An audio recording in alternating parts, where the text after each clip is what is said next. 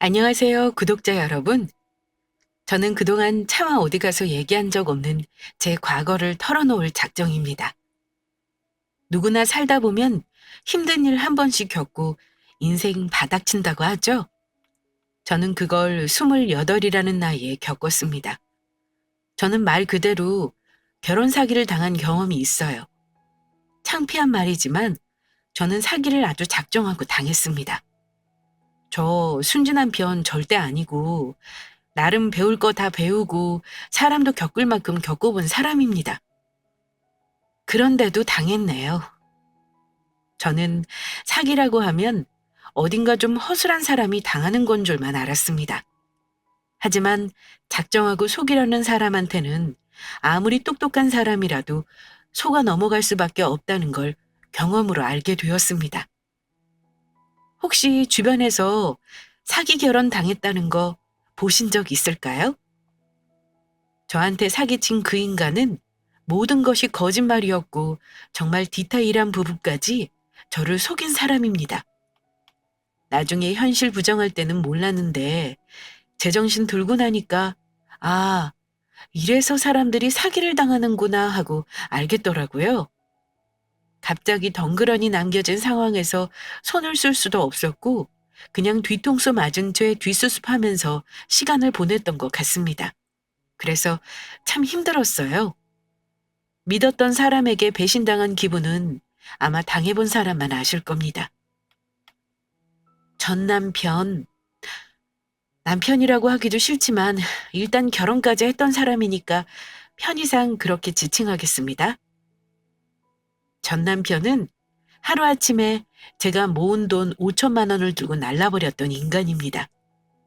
그 인간이 작정을 하고 절 속인 건 물론이고 하루아침에 어디론가 날라버린 데다 알고 보니 이름도 거짓, 가족도 거짓, 직장도 거짓, 모든 게 거짓이었습니다. 하지만 인과응보라는 말이 맞는 게요. 나쁜 짓을 하면 언제든 어떤 방식으로든 자기에게 돌아오게 된다는 건 진리더라고요. 저를 속이고 도망간 그 인간을 기가 막히게 복수를 해준 일이 있었습니다. 일이 다 마무리되고 나서 지난주에 친정에 내려갔다 왔는데 엄마가 저한테 이런 말씀을 하셨습니다. 죄 짓고 살면 언젠가는 벌 받는다는 말이 틀린 말은 아닌 거야. 엄마는 너 속상할까봐 잊으라고 했지만 그놈 찾으려고 수소문 안 해본 데가 없다. 그래도 이제는 엄마도 발 뻗고 잘 수 있을 것 같지 뭐니. 네가 그동안 말을 안 해도 엄마가 내 속을 모르겠니? 암튼 이제는 다 끝났으니 너도 다 잊고 살아. 엄마, 나는 2년 동안 밤에 통잠을 잡은 적이 없었어. 다 잊었다고 생각했는데 울분이 있어서 그랬나 봐. 아무튼 이번에는 나도 전부 털어버릴 수 있을 것 같아. 다 잊고 살 테니 너무 걱정하지 마. 제 속풀이를 해서인지는 몰라도 예전처럼 잠을 설치거나 악몽을 꾸는 일은 더 이상 없네요. 사실 저는 사기 결혼을 당했다는 거 안 이후 직장까지 쉴 정도로 크게 충격을 받았어요. 일상생활이 잘 안 돼서 다니던 병원 때려치우고 몇 개월 쉬었습니다. 저는 간호사입니다. 원래 대학병원에 일하다가 지금은 조금 규모는 작지만 집에서 가까운 정형외과 병원에서 일하고 있어요. 친정부모님은 지방에 계시고 저 혼자 생활하고 있고요. 전에 다니던 병원에서는 제가 결혼 후 안 좋은 일 겪은 게 소문이 많이 나서 일하기 싫기도 했어요. 이곳에서는 제 개인적인 사정을 모르니 그냥 이 나이 먹도록 미혼인 줄 알고 있어서 편합니다. 그런데 작년 봄에 이곳 이직한 병원에서 정말 예상치 못한 사람을 만났습니다. 하느님이 정말 있다면 아마 저를 도와주려고 그런 게 아닌가 싶어요. 정말 황당하게도 제가 지금 일하고 있는 병원에서 2년 전 제 뒤통수를 치고 도망간 전 남편을 본 건데요. 저는 처음에 사람을 잘못 봤는 줄 알았습니다. 대기실에서 기다리는 남자가 하도 낯이 익어서 계속 흘깃거렸는데요. 마스크를 쓰고 있었지만 제가 어떻게 결혼까지 했던 사람 얼굴을 모르겠어요? 얼굴이 아니라 뒤통수만 봐도 압니다. 그 사람은 저를 보지 못한 듯 했지만 저는 분명 알아챌 수 있었습니다. 하지만 사람들이 많아서 섣불리 그 인간에게 아는 척을 할 수가 없었어요. 저는 제 개인사를 직장 사람들에게 알리고 싶지 않았거든요. 그런데 그 남자는 진료실에 들어가지 않고 한참을 앉아만 있더라고요. 접수 내역에도 김태형이라는 그 사람 이름은 없었습니다. 그런데 간호사가 다른 이름을 호명하자 대답을 하더니 진료실로 들어가는 겁니다. 황당했죠. 이름을 보니 김태형이 아닌 김준우라고 하더군요. 설마 나한테 이름까지 속였나 하는 생각이 들면서 새삼 사기꾼은 참 대단하다 싶었습니다. 얼마 후 남자가 진료실에 들어갔다 나오는 걸 보고 저는 그 사람 뒤를 쫓아갔습니다. 그 사람이 병원 문을 나설 때 저는 큰 소리로 이렇게 외쳤습니다. 이봐요. 김태형 씨. 나 알죠? 그 사람이 제가 아는 김태형이 아니라면 그냥 병원을 나가고 말았겠죠? 하지만 제가 이름을 부르자마자 그 남자는 바로 뒤를 돌아보았습니다. 게다가 마스크 벗은 제 얼굴을 보고는 소스라치게 놀라는 것 같았습니다. 그 짧은 순간 도망갈까 말까 망설이는 눈치까지 보더니 거기서 도망가면 본인 꼴이 얼마나 우스워지는 건지 알긴 알았나 봐요. 이내 표정을 바꾸는가 싶더니만 저에게 이러더군요. 미연이? 네가 여기 웬일이야? 저기 우리 말이야. 여기서 이러지 말고 다른 곳에서 얘기할까? 그러면서 제 팔을 잡아 끄는 겁니다. 저는 그 팔을 뿌리치며 소리쳤습니다. 야, 너야말로 여기 웬일이야? 나 여기 일하는 병원인데 네가 설마 내가 여기 있는 거 알고 왔을 리는 없고 너 설마 이름이 김태형이 아니었던 거니? 대체 나한테 진실이었던 게 있긴 해? 긴 말할 거 없고 내 돈 내놔. 네가 들고 튄 내 돈 내놓으라고. 내가 지금 바로 경찰 부를까? 그러자 그 인간이 한다는 소리가 야, 경찰이라니. 네 돈이 뭐 얼마나 큰 돈이라고 사람을 보자마자 돈 내놓으라고 성화야. 일단 내 말 좀 들어봐. 내가 다 설명할게. 설명은 무슨 설명? 또 무슨 사기를 치려고 이래? 다 필요 없고 이자까지 쳐서 내 돈 내놔. 그날 병원 앞에서 그 인간과 만난 건 자그마치 제가 그놈을 찾아다닌 지 2년 만이었습니다. 이름까지 다르게 알고 있었으니 당연히 행방이 묘연했던 거죠. 돈 내놓으라는 저의 성화에 그 사람은 바쁜 일이 있다며 저에게 명함 한 장을 쥐어주더라고요. 그러면서 나중에 연락 주면 다른 곳에서 얼굴 보고 얘기하자고 하는 겁니다. 그리고는 황급히 자리를 떴습니다. 저 역시 이곳이 직장인 탓에 더 이상 길게 얘기를 하기는 곤란했습니다. 몇 년 전 저에게도 크게 사업을 한다는 뻥을 친 인간인데 웃기게도 명함 속 그놈은 다른 사업을 한다며 사기를 치고 다니고 있었나 보더라고요. 본인이 대표자로 되어 있는 거 보고 전화를 걸었는데 거짓말은 아니었나 봐요. 그놈이 전화를 받더니만 미연아, 일단 이렇게 만났으니까 나도 너한테 한 짓 책임은 질게. 우리 언제 만날까? 내일이라도 당장 시간 낼 테니 보자. 이제 와서 당신한테 책임 같은 거 물을 생각 없어. 난 내 돈만 돌려받으면 되니까 내 돈만 내놔. 돈? 그래, 일단 만나서 얘기하자. 나도 있으면 당장 주고 싶지. 근데 지금 당장은 좀 어렵거든? 그럼 우리가 만날 이유가 뭐가 있어? 나는 당신 그냥 경찰에 신고하면 그만이야. 어허이, 자꾸 극단적으로 나오지 말라니까. 일단 만나서 얘기하자. 내가 전부 다 솔직하게 말할게. 이상하다고 느꼈던 건 그 사람이 어찌된 일인지 저에게 쩔쩔 매더라는 겁니다. 이제와 안 받아도 그만인 돈이기도 해서 솔직히 다시 그놈을 만나고 싶은 마음은 없었습니다. 그냥 경찰에 신고해서 사기죄로 재판받게 하고 싶었어요. 그런데 그 인간이 경찰에 신고한다는 저의 말을 듣고는 아주 곤란해 하더라고요. 나중에 알고 보니 그게 다 이유가 있었더군요. 그놈은 그때만 해도 저에게 뜯어간 돈만 물어내면 제 입막음을 할 수 있을 거라 생각했나 봅니다. 하지만 저는 그놈을 만난 날 이후로 나름 철저한 복수를 계획했습니다. 뜻밖의 얻은 복수의 기회를 돈만 받는 것으로 끝날 수는 없는 노릇이니까요. 본격적인 복수를 말씀드리기 전에 떠올리기 싫지만 잠시 그놈에게서가 결혼까지 가게 되었던 얘기는 하고 넘어가야 할 것 같습니다. 전 남편은 처음 만났을 때부터 저에게 사업을 한다고 했었고 회사 법인도 있으며 비싼 차에 기사까지 데리고 왔었습니다. 그 기사님과도 대화를 했었기에 그냥 보이는 대로 믿었고요. 사는 곳은 부산이라고 했고 본가도 부산이지만 부모님은 모두 해외에 거주하신다고 했습니다. 본인 소유하는 아파트도 해운대에 있는 비싼 아파트 이름을 대며 사진까지 보여주길래 그런가 보다 했습니다. 사람 만날 때 그런 거 의심하고 만나는 경우 없잖아요. 그리고 이왕이면 능력 있는 남자 만나길 바라는 게 여자 마음이니 보이는 대로 믿고 싶었고요. 하지만 지금 와서 생각해보면 몇 가지 이상한 점이 있긴 했습니다. 결혼 전 시댁 식구들에 대해 물어보면 뭐랄까 명확하게 말을 해주지 않았어요.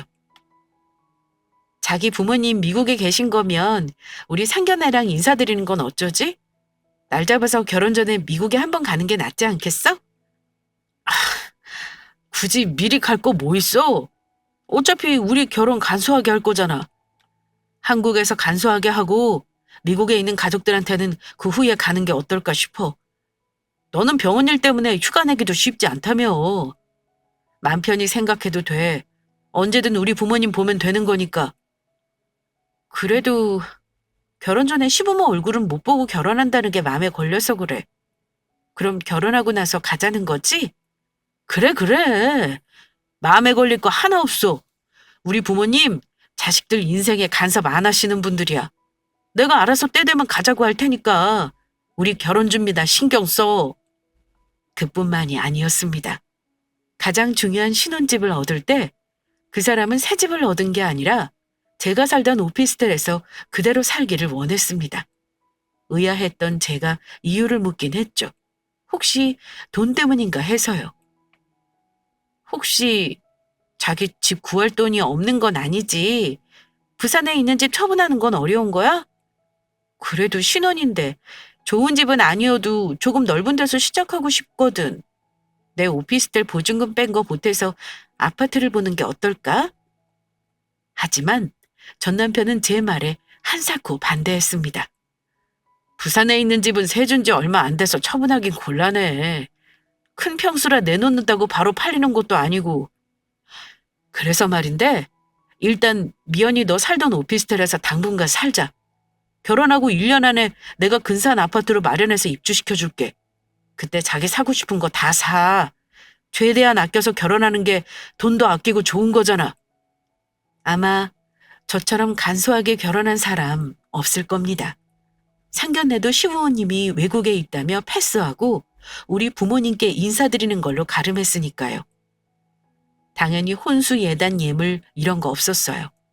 전 남편이 그래도 결혼하는데 근사한 시계는 하나 받고 싶다 하길래 하는 김에 저랑 커플로 장만한 게 끝이었습니다. 보통은 결혼 준비하면서 서로의 경제적인 부분 깔끔하게 오픈하는 경우가 많은데 그러지도 않았습니다. 당연히 여자 입장에서는 살림을 해야 하니까 생활비 규모나 남편이 갖다 줄 돈이 궁금한 거잖아요.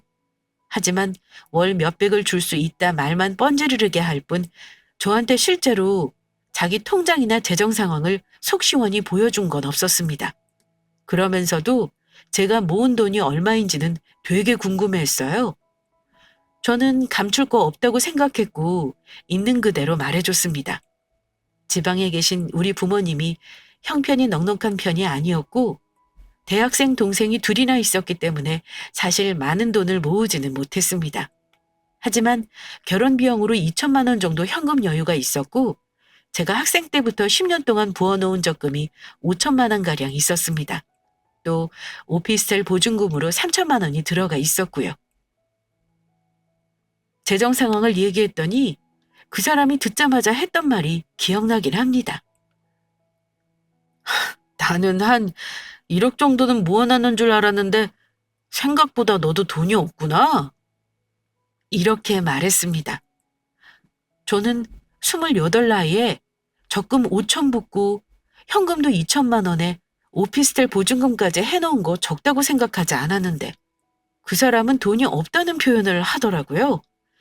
살짝 기분이 나빴지만 그 사람은 사업하느라 큰돈을 만지는 사람이니까 그러려니 하고 넘어갔습니다. 참 어이없는 게 뭔 줄 아세요?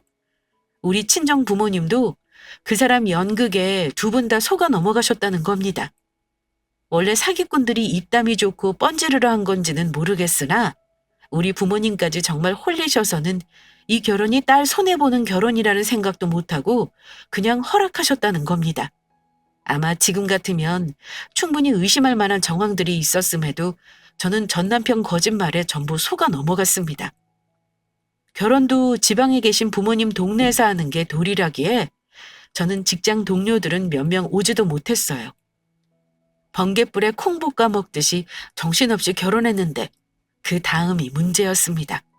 남편은 혼인신고를 사업상 이유가 있다며 차일피일 미루고 하려 하지 않았어요.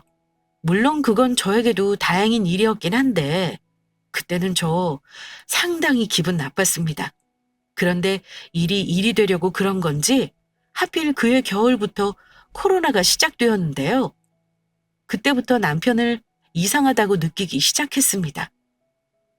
남편은 결혼해서 2달이 넘도록 생활비를 주지 않았거든요. 제가 생활비 얘기를 꺼내니 연기는 또 얼마나 그럴듯하게 하는지 모릅니다. 사업하다 보면 하루아침에 어려워질 수도 있는 거야. 갑자기 어려워지는데 난들 별 수 있어? 어떻게든 다음 달부터는 생활비 줄 테니까 조금만 참아줘. 그렇게 말을 하니 더 보챌 수도 없는 노릇이었죠. 그런데 몇 달 되지도 않아 남편이 갑자기 자금 사정이 어렵다면서 자꾸 저에게 돈을 마련해달라는 겁니다. 처음에는 제가 마련해줄 수 있는 정도의 돈 액수를 말했지만 갈수록 금액이 커졌습니다. 100만 원, 200만 원 가져간 건 다시 갚아주긴 했어요. 하지만 돈 해달라는 빈도가 늘어나면서 저도 이상한 생각이 들긴 했습니다. 그러다가 결혼하고 5개월쯤 됐을 때인가요? 그때까지 생활비는 주지도 않았고 남편은 매일 바쁘게 일을 나가긴 했습니다. 그런데 어느 날은 집에 와서 진지한 얼굴로 저에게 할 말이 있다는 겁니다. 그러더니 모아놨던 적금 얘기를 하더라고요. 당신 적금 부어놓은 거 있지?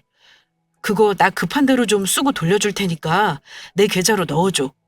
내일 모레까지 물건 대금 치러야 해서 그래.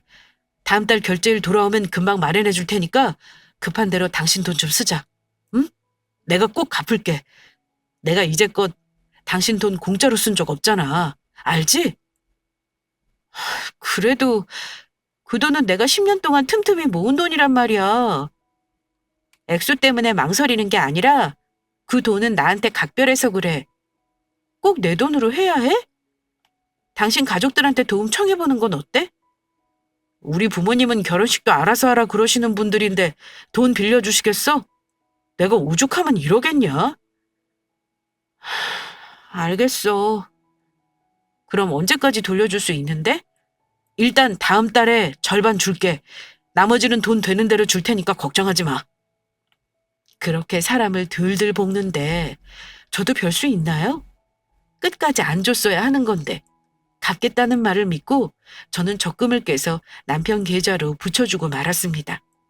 다 죽어가는 얼굴로 저를 보채던 그 인간이 돈을 받자마자 그렇게 기뻐할 수가 없었네요. 그런데 며칠 뒤 저에게 비극이 닥쳤습니다. 저에게 사업상 출장을 가겠다며 짐을 싸서 나간 걸 끝으로 저는 그 인간을 볼 수 없었으니까요. 이틀간 출장을 간다더니 이상하게 전화 한 통이 없긴 했습니다. 제가 전화해도 안 받길래 바쁜가 보다 했고요. 그런데 집에 오겠다던 이틀이 지나고 사흘이 지나도 안 오는 겁니다. 저도 전화는 계속 시도했고 일주일째 잠적했을 때는 경찰에 신고하려고 했습니다. 그런데 그 무렵 저에게 모르는 사람들에게 전화가 오기 시작했습니다. 놀랍게도 그 사람들은 모두 남편에게 돈을 뜯겼다는 채권자들이었고요. 나중에 안 거지만 온갖 거짓말로 주변 사람들에게 돈을 빌린 것도 모자라 자기 지인들에게까지 사기를 쳐서 돈을 끌어모았더라고요. 심지어 저희 부모님께도 저에게 생활비를 가져다 준다고 이래저래 핑계를 대며 며칠 뒤에 드린다면서 돈을 빌려갔더군요. 저희 부모님께서는 사위가 얼마나 힘들면 그랬을까 하고 저에게 말도 안 하고 기다려 주셨더라고요. 그때 알았습니다. 내가 이 사람에게 사기를 당했다는 걸요. 믿고 싶지 않았지만 그게 사실이었네요. 제가 그 인간에게 무수히 문자를 보낸 거에 전혀 답장이 없다가 받은 한 통의 문자로 저는 그 사람 찾는 걸 포기했습니다. 네가 준 돈은 잘 쓸게. 나 찾으려 해봤자 시간 낭비일 거다. 똥 밟았다고 생각하고 네 인생 살아. 배신감에 치를 떨고 일상생활을 못할 정도로 힘들었습니다. 어느 순간부터 남편 전화는 다른 번호로 바뀌었는지 연결조차 되지 않았습니다. 혼인신고를 안 했으니 그 사람에 대해 아는 건 이름 석자와 생년월일 정도였고 정말 괘씸한 건 그 인간 신상을 알 수 있는 흔적은 제 집에 전혀 남겨놓지 않았더군요. 제가 사기 결혼을 당한 내막은 이랬습니다. 그러니 2년이 지났다고 해서 제가 그 사람을 잊을 수 있을리 만무했죠. 병원 이직까지 하면서 제 과거를 지우고 싶었음에도 무슨 인연인지 새로 일한 지 1년이 된 이 병원에서 저런 인간을 다시 만났던 겁니다. 꿈이었다고 믿고 싶을 정도로 제 인생에서 최악의 기억으로 남아있는 그 일은 다시 그놈을 만난 순간 어제 일처럼 생생하게 기억나기 시작했습니다. 그날 전 남편을 병원에서 마주치고 만나자는 약속을 한 저는 이번에는 호락호락하게 당하지 않으리라 다짐했습니다. 어떻게 그놈을 조져줄지 고민을 한 지 며칠째. 병원에서 낮근무를 하고 있는데 뻔뻔하게도 그 인간이 또 병원에 왔더라고요.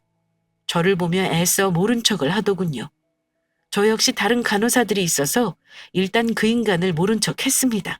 그런데 저 말고 다른 간호사 중 한 명이 그놈에게 반갑게 인사를 하는 겁니다. 어머, 김준우님, 오늘 박 선생님 보러 오신 거죠? 하여튼 참 살들이 챙기시네요. 부러워요. 간호사가 반가운 듯 그놈에게 인사를 하자 그놈 역시 구면인 듯 대답하더군요. 아, 예, 오랜만이네요. 오늘 박 선생이 중간에 시간 난다고 점심 같이 하자고 하길래 왔어요. 그 와중에 내 눈치를 보면서 어색하게 대답을 하더군요.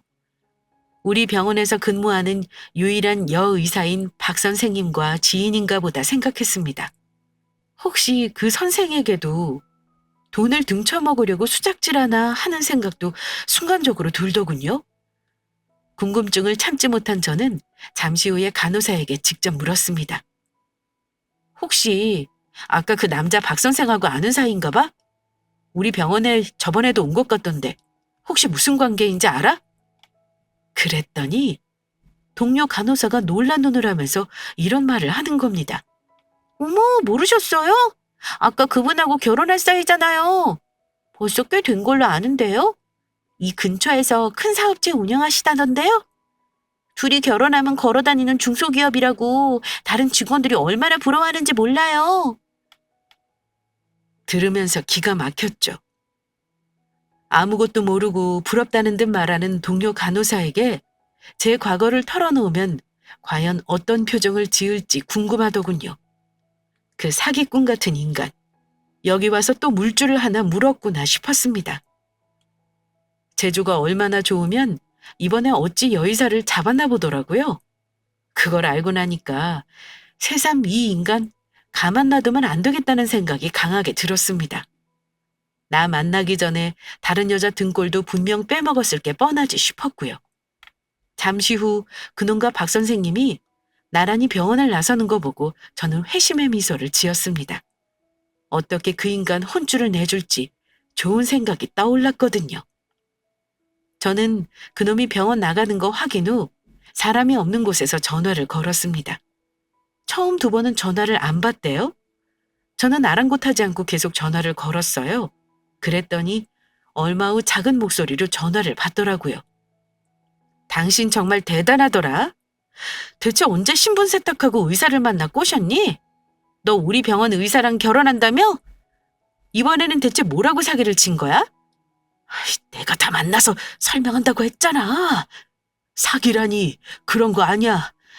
이러지 말고 만나서 얘기하자. 우리 언제 볼까? 말 나온 김에 내일 볼까? 내가 지난번에 말했지? 빚진 거 다 갚겠다고. 좋아. 어디 네 변명 마지막으로 한번 드러나 보자. 병원에서 그놈 처음 봤을 때부터 이상하게 저에게 쩔쩔맨다 싶었는데 약점이 있었던 거죠. 그놈은 한창 작업 열심히 해서 결혼까지 하기로 한 의사에게 제가 정체를 폭로하는 게 무서웠던 겁니다. 이제 칼자루는 제가 쥐고 있는 거나 다름없었습니다. 약속 장소에서 그놈을 만났는데 저 보자마자 이러더군요. 일단 너한테 사과부터 할게. 결혼한 것도 미안하고 네 돈 가져간 것도 정말 미안하다. 하지만 나도 그때는 사정이 있었어. 내가 너한테 빌려간 돈 5천만 원은 당장 돌려줄게. 그럼 너랑 나랑 사이에 더 주고받을 건 없는 거다? 돌려줄 테니까 우린 모르는 사이로 남는 거야. 1천만 원만 주면 끝이라니? 계산은 똑바로 해야지. 당신 내 입 틀어막고 싶어서 이러는 거 다 알아. 당신이 바라는 게 있으면 적어도 나한테 더 유리한 대가를 제공하고 부탁해야 하는 거 아닐까? 내가 당신 때문에 쓴 결혼 비용이랑 예물로 준 시계값, 그리고 우리 부모님한테 빌려간 돈 이자까지 전부 다 쳐서 1억 내놔. 다 받아도 시원찮지만 일단 그 정도로 끝내줄게. 내 말대로 안 하면 나 우리 병원 의사한테 당신 정체 다 밝혀버릴 거야. 나랑 결혼했던 거 알면 그 의사 선생님 어찌 나올지 참 궁금하네. 제가 1억을 요구하자 예상대로 처음에는 펄펄 뛰더라고요. 뭐 1억? 너 진짜 너무한다. 1천만 원만 더 준다면 모를까 내가 가져간 돈 2배를 달라니 이게 도둑놈 심보가 아니고 뭐야. 그렇게 못 줘. 그래? 그럼 마음대로 해. 난 필요 없으니까 의사 선생님한테 전부 말해야겠다. 그리고 당신이 내 돈 가지고 잠적했던 거, 채권자들이나 괴롭혔던 거 다 전부 자료 가지고 있어. 당장 경찰서 가서 당신 고소해버리지 뭐. 자리에서 일어나 나가려고 하자 그놈이 결국 제 옷자락을 붙잡더군요. 제발 부탁이야 미연아. 나 용서해주라. 나도 돈이 있으면 당장 주고 싶어. 근데 나도 이래저래 그 의사랑 결혼하려고 들어간 돈만 거의 1억이 넘어. 근데 내가 어디서 또 1억을 마련하겠냐? 그냥 원래 받을 5천만 원만 받고 끝내줘. 어? 정말 기가 막힌다. 이번에 의사한테는 얼마를 뜯어먹으려고 1억씩이나 돈을 들여가면서 공을 들인 건데? 돈 안 내놓으면 나한테 결혼 사기 친 거, 내 돈 들고 나른 거, 법의 심판으로 처벌받게 할 거니까 그런 줄 알아? 당신 정말 1억만 받으면 입 다물어 줄 수 있는 거지? 확실하게 말해줘. 사뭇 비장한 표정으로 이렇게 묻는데 저는 속으로 옳지. 이놈 걸렸구나 하고 쾌재를 불렀습니다. 당연하지. 세상에 돈이면 안 되는 게 어디 있겠니? 1억 주면 입 다물어 줄게. 나 모른 척하고 마음대로 살아봐. 근데 돈은 언제까지 해줄 수 있는 건데? 좋아. 당신이 확실히 입 다물겠다고 약속만 해준다면 내가 어떻게든 다음 주까지 마련해 줄게. 대신 절대 나 아는 척하지 말고 쳐다보지도 말아줘. 알겠지? 제발 부탁이다. 돈 마련되면 연락해. 그전에는 나도 연락 안 할 거야. 물론 당신이 말대로 돈만 주면 입 다물 테니 걱정 말고. 못 준다 그러더니만. 다 불어버리겠다는 소리에 일이 틀어질까봐 걱정이 어지간히 되었던 모양입니다. 줄 돈이 정말 있다고는 생각하지 않았는데 마련해준다고 하니 저에게는 잘된 일이었죠. 하긴 제가 모든 걸 불어버리고 의사와 결혼하는 게 틀어지게 되면 날리는 돈이 얼마겠어요. 그날 그 인간 만나고 오면서 저는 생각했습니다. 오냐 이 인간아. 이제 와서 너 만난 건 하늘이 주신 기회야. 앞으로 지옥이 펼쳐질 테니 기대해. 사실 저는 남편에게 돈을 받더라도 입을 다물어줄 생각은 전혀 없었습니다. 제가 왜 입을 다물어서 남의 인생을 또 망치는 꼴을 보고만 있겠어요? 게다가 우리 병원 의사 선생님 인생이 걸린 일이잖아요? 그 인간한테 사기당하고 직장도 쉴 정도로 힘들었는데 다른 피해자가 생기는 걸 가만히 보고 있을 생각은 전혀 없었습니다. 저는 곧바로 그 인간을 혼내줄 법적인 방법을 알아보았고 지인 중에 마침 경찰이 있어서 이 경우 어떤 처벌이 가능한지 알아봐달라 부탁했습니다. 그 후로 매일같이 문자가 오더군요. 문자 내용은 전부 저에게 입 다물라는 말이 요점인 내용이었습니다. 그러다가 약속한 기일을 넘겨 2주쯤 지났을 때 연락이 드디어 왔더라고요. 돈이 마련되어 있으니 붙이겠다면서요. 혹시 안 줄 수도 있다고 예상했었는데 본인이 어지간히 마음이 급했나 봅니다. 그날 통장에 1억이라는 돈이 꽂히는 걸 확인한 후 저는 회심의 미소를 지었습니다. 지난 2년간 그 인간에게 배신당했다는 상처가 돈을 보자마자 단번에 치유되는 신기한 경험을 했습니다. 이게 바로 진정한 금융치료라는 건가 봅니다. 돈이 꽂히자마자 바로 그 인간에게 연락이 오더군요. 미연아, 돈 입금된 거 봤지? 내가 진짜 어렵게 마련한 거야. 나 결혼 준비하는 돈에서 떼주는 거니까 진짜 저번에 했던 약속 지켜야 하는 거 잊지 마. 그리고 나 결혼할 사람한테 절대 말하지 말아줘. 알겠지? 신신당부하는 거 보니까 너무 고소하더라고요. 걱정 마. 내가 돈 받으면 말 안 한다고 했잖아. 그나저나 당신 말이야. 그렇게 살려면 피곤하지 않아? 본인이 했던 거짓말이 하도 많아서 기억도 못할 것 같은데 대단하다. 사기치려면 머리도 좋아야 하나 봐. 사기라니! 무슨 말을 그렇게 해? 다 사정이 있어서 그런 거지 일부러 속이려고 한 거 아니라고 했잖아. 어쨌든 오늘 이후로 우리는 볼일 끝났으니까 앞으로는 볼일 없는 거다? 한시름 났다는 듯 저의 대답을 재촉하길래 저는 의미심장하게 대답하고 전화를 끊어버렸습니다. 그래, 당신 말대로 해줄게. 하지만 당신은 내 앞에 떡하니 나타나서 돈까지 돌려준 걸 보면 말이야. 진짜 사람은 죄 짓고 살면 안 되는 것 같아. 그렇지? 당신도 그렇게 살지 마. 이번 일을 모면한다고 해도 언젠가는 더 크게 돌려받을 수 있다? 그럼 당신 생각대로 잘해봐. 입을 다물고 있겠다는 말을 듣는 게 그 인간의 목표였을 테니 아마 안심하고 있었을 겁니다. 하지만 제 복수는 이제부터 시작이었습니다. 저는 출근하자마자 그 사기꾼 놈이 결혼하겠다는 의사 선생님을 만나 모든 걸 털어놓았습니다. 같은 병원에서 근무는 하지만 사적인 얘기를 하는 사이는 전혀 아니었기에 제가 면담 요청을 하니 무슨 일 때문에 그러는지 살짝 놀라는 눈치였습니다. 저는 지체 없이 다 말했어요.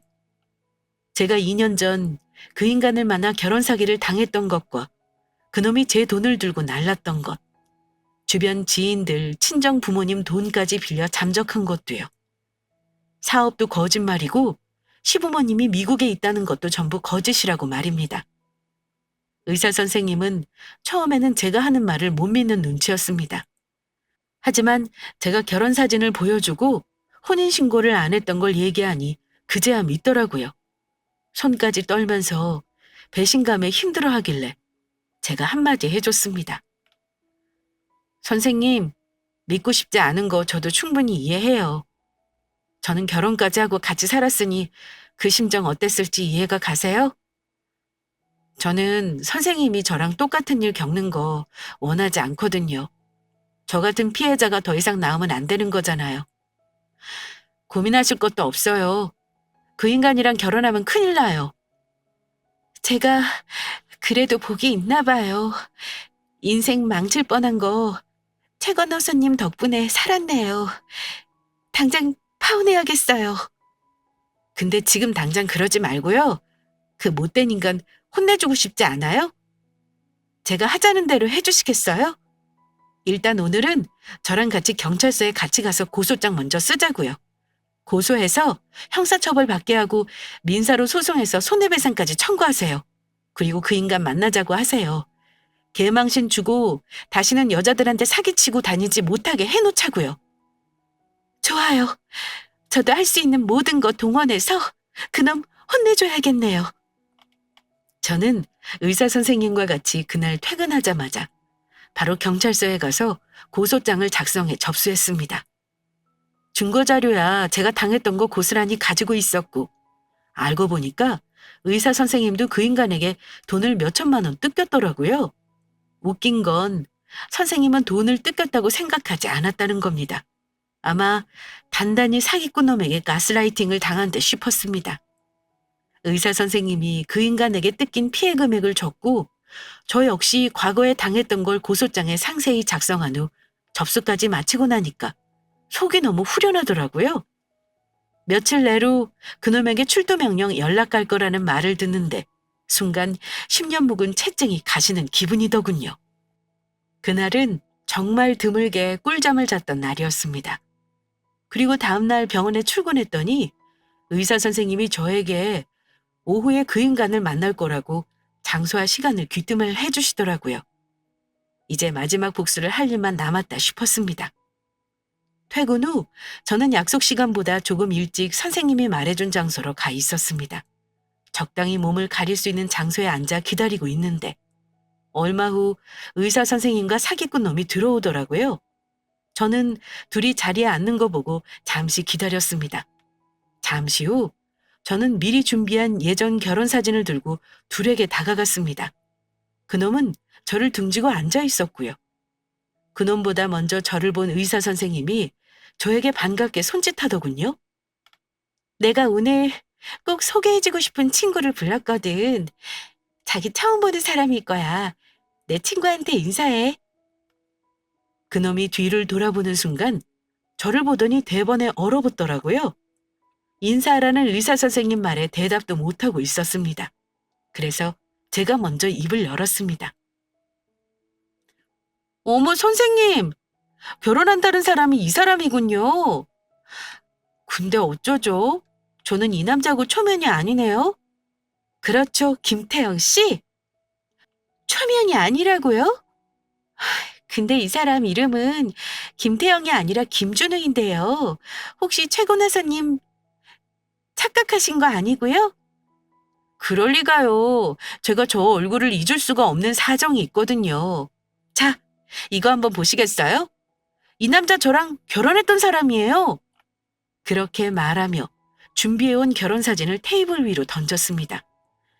사기꾼 놈은 얼굴이 사색이 되어서는 제가 테이블 위로 던져놓은 사진들을 마구잡이로 구기면서 소리를 질렀습니다. 최미연 씨, 왜 이래? 여긴 대체 왜 온 건데? 나랑 했던 약속이 틀리잖아. 대체 이제 와서 뭘 어쩌자고 이러는 건데? 제발 이러지 마. 돈까지 받아놓고 남의 일 망칠 셈이야? 다 된 밥에 재 뿌리는 것 같아서 열받지. 당신도 한번 당해봐. 거짓말에 속은 기분이 어떤 건지 말이야. 어때? 내가 말 안 할 거라고 철석같이 믿고 있었는데 속은 기분이? 뭐? 야, 너 설마 내 결혼할 사람한테 다 말했다는 거야? 이러지 않기로 했잖아. 내가 돈 준 걸로 퉁치기로 해놓고 왜 이러는 건데? 퉁치기는 뭘 퉁쳐? 네가 저지른 거 죗값은 받아야지. 그 돈은 원래 내가 받아야 하는 돈인 거고 너 여기 의사 선생님한테도 몇 천만 원 뜯어냈더라? 그거 갚을 생각이나 해. 둘이 실랑이를 하고 있을 때 의사 선생님도 끼어들었습니다. 김준우 씨, 당신 진짜 못된 사기꾼이더라. 작정하고 속이는 거에 나도 깜빡 속을 뻔했는데 최간호사 같은 귀인이 나타나서 날 살려줬지 뭐야? 나도 이 일은 그냥 못 넘어가. 이미 당신 고소했으니까 이미 경찰에서 연락 올 거야. 조사 잘 받고 너 같은 놈이랑 절대 합의는 없어. 아, 그리고 손해배상 청구는 따로 할 거니까 단단히 각오해? 아참, 깜빡하고 말 안 했는데 내가 예전 당신 채권자들한테 다 연락 돌렸어. 전화번호 알려줬으니까 아마 연락할 거야. 그 사람들 돈을 공짜로 썼으면 이제는 갚아. 사기꾼 놈은 망연자실한 듯 보였습니다. 열받아서 시뻘개진 눈으로 악을 쓰더라고요. 이런 식으로 사람 뒤통수를 쳐? 나한테 돈을 1억이나 가져가 놓고 내가 이 결혼하려고 쓴 돈이 얼만데 나야말로 피해자야. 이제 내 심정 알겠니? 2년 전에 네가 내 돈 들고 날랐던 날 기억하지? 내가 딱 당신 같은 심정이었어.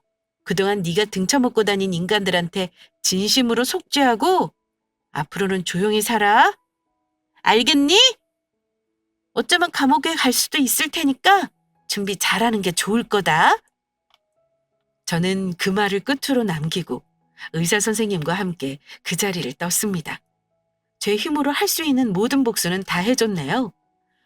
2년 동안 괴로웠는데 이제는 정말 훌훌 털어버릴 수 있을 것 같았습니다. 의사 선생님은 그런 놈이랑 결혼할 뻔했던 거 제 덕에 없었던 일로 했다면서 계속 고맙다는 말씀을 하셨고요. 고맙다는 말은 듣기 싫었고 다만 하고 싶은 말 딱 한마디 해드렸습니다. 선생님이나 저나 사람 보는 눈을 좀 키워야 할 것 같아요. 사기꾼 놈이 제일 나쁜 놈이긴 하지만요. 우리는 왜 하필 저런 인간의 목표물이 되어가지고 이런 일을 겪어야 하는지 모르겠네요. 암튼 이번 일로 전화위복했다 생각하시고 털어버리기 바랄게요. 원래 작정하고 속이려는 놈은 절대 못 당하는 법이에요. 저나 간호사님이나 똑똑하고 공부도 잘한 사람들인데 공부 잘한다고 사람한테 안 속는 건 아닌가 봐요. 암튼 오늘 이후로는 다 잊고 살자고요. 얼마 후 우리가 제출했던 고소건에 대해 수사가 진행되었고 결국 그 인간은 기소 의견으로 검찰에 송치되어 재판을 받게 되었습니다. 우리가 고소한 이후 그 인간 채권자들도 고소를 했더라고요. 그런데 피해 금액이 자그마치 5억이 넘는다길래 놀랐습니다. 도주 우려가 있다고 구속 상태에서 재판을 받는다길래 너무 고소하더라고요. 1심에서 징역 3년 판결받았는데 그 인간이 항소하는 바람에 아직 재판은 진행 중이긴 합니다. 하지만 아마 죄질이 나빠서 검찰에서 구형하는 대로 판결이 나오지 않을까 싶습니다. 이 정도면 시원하게 대갚아줬다고 생각합니다. 제가 겪은 일이 아마 누구나 흔하게 겪는 일은 아닐 겁니다. 요즘 이혼이나 별거 사연 심심치 않게 듣곤 하지만 저처럼 사기 결혼 당했다는 건 드물길래 이렇게 사연을 보내봤고요. 저도 이 일로 느낀 바가 참 많아요. 어쨌든 앞으로는 2번 다시 겪지 않을 일이고 인생에서 이보다 더한 일은 없을 거라고 믿고 싶습니다. 저의 사기 결혼 복수기는 여기까지고요. 재미있게 들어주셨다면 좋겠네요. 제가 속풀이를 할 수 있게 그놈을 만나게 해준 보이지 않는 힘에 감사드리며 사연은 여기서 마무리하겠습니다. 긴 사연 들어주셔서 감사합니다.